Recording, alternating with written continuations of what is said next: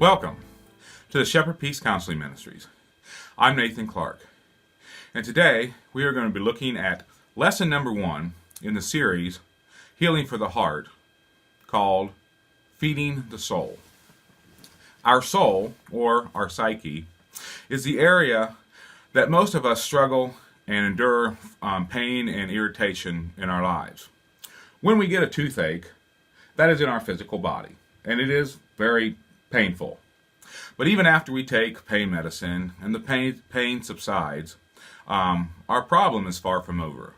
Now we begin to worry and fret about going to the dentist office. We begin to worry what's going to happen to the tooth. And we may even struggle a little bit worrying about more physical pain. So we can see that in the overall aspect of that tooth, the physical pain is a very small part of it, but the greater part is our emotional struggles. When we lose a loved one, that is often one of the most difficult and painful situations that we will go through in our life. Yet no real physical pain has come to us, but it is all in the emotions. It is all in our soul. So today we are going to look at how feeding our soul and building strong souls can help us to endure and to react to difficult situations in a more appropriate and a more peaceful way. Now, in our soul is made of 3 parts. The Bible refers to them as the first one as the mind. When you come across the word mind in the Bible, it is referring to our intellect, in our decisive aspects of our thinking. It is that part in which we reason and analyze situations. Then, of course, we have the word heart. This one is probably used the most. The heart is the area of our convictions, our belief. It is where our knowledge and understanding is. And then we have the word bowels. And bowels in the Bible is referring to our emotions and our feelings. And this is the area where the pain and suffering occurs.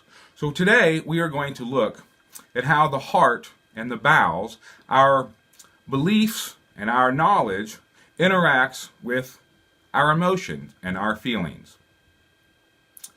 If our convictions and our belief system is strong, healthy, and secure, then the emotions that we have will follow in suit. Let's turn into our Bible to 2 Corinthians chapter 6, verse 11, and see what Paul has to say about this very thing. O ye Corinthians, our mouth is opened unto you, our heart is enlarged. We see here Paul addressing the church at Corinth. He is telling them, our mouth is opened unto you. He is saying that we are holding nothing back, that everything that we know, all the knowledge that we have, we are sharing with you. And he says that our heart, there's that word heart, our heart is enlarged. He's saying that our knowledge and our understanding is continually being increased, that we are increasing in knowledge of biblical truth and understanding of God. And that they are holding nothing back, Paul and the other apostles, in sharing that knowledge of God and biblical truths. Then, as we look into verse number 12, ye are not straitened in us, but ye are straitened in your own bowels. He's saying the church of Corinth is not guided, is not straightened in the information that Paul and the other apostles are sharing with them. He's saying that rather than being guided by what we have to say, in the information that we are sharing with you, that you are rather being guided by your bowels. And we now know that bowels is referring to our emotions.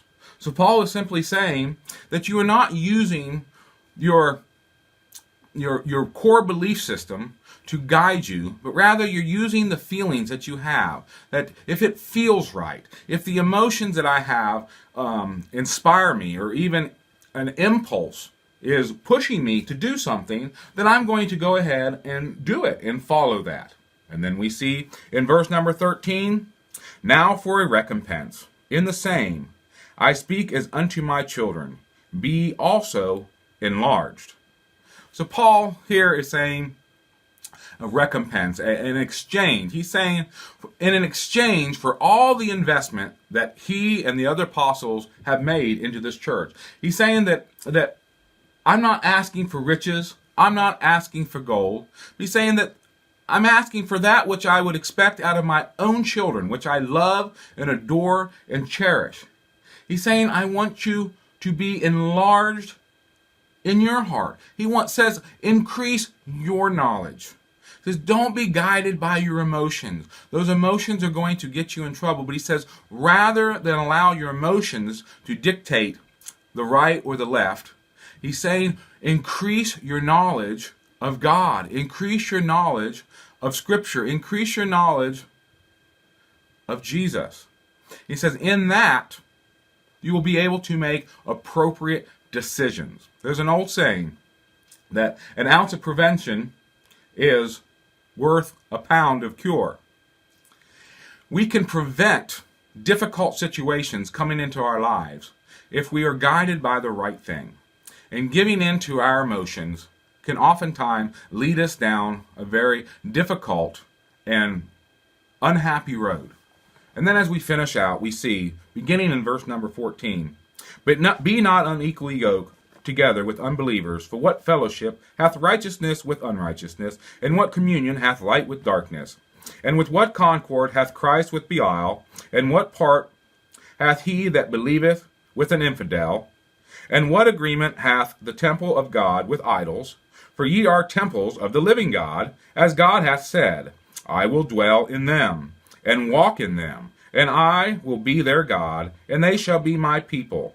Wherefore, come out from among them, and be ye separate, saith the Lord.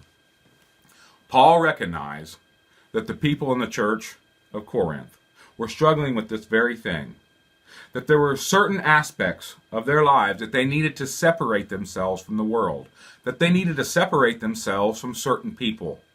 But their feelings said, it just feels right. These people, despite the way they live their lives, they seem like such good people. And I don't want to separate myself. My feelings are telling me that I need to embrace them and that I should allow them to be part of our lives. And Paul, in this very simple example, is simply saying that it is in our emotions, following those impulses, you might say, that will get you in trouble. But rather, he's saying, step back and enlarge your heart. He says, increase your knowledge in biblical truth. And in that will come the freedom that we all seek from our emotional pain and suffering.